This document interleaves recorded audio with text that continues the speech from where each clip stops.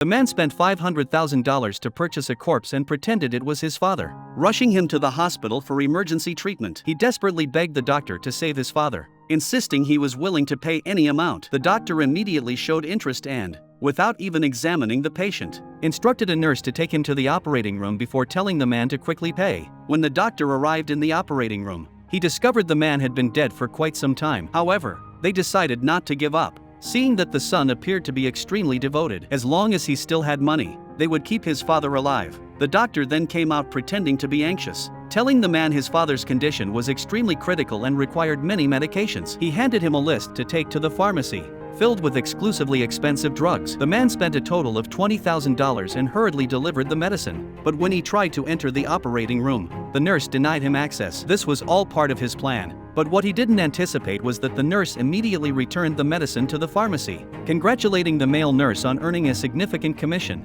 As the man waited anxiously outside, the doctors and nurses inside the operating room were casually chatting and laughing. Half an hour later, the doctor emerged again, informing him that his father's condition had worsened. He was now suffering from cerebral hemorrhage and needed a brain specialist for consultation. The surgery would be extremely expensive, costing $200,000. The man promptly agreed, insisting that no matter the cost, he would find a way to raise the money as long as it could save his father. Seeing this, the doctor wasted no time and asked the nurse to call the specialist. The man paid the surgical fee at the front desk, and the staff assigned all bills to the patient's name. Soon after, the so-called brain specialist arrived. The man with glasses reassured him that the hospital would do everything possible to save his father and told him to wait patiently. They then began moving in and out of the operating room, pretending to be busy. Recognizing that this charade was about to end, the man instructed the patient's daughter to take out her phone and secretly record a video when the doctor came out. He knew they would soon appear with sullen faces saying, "I'm very sorry. We couldn't save the patient. If only we had been notified earlier."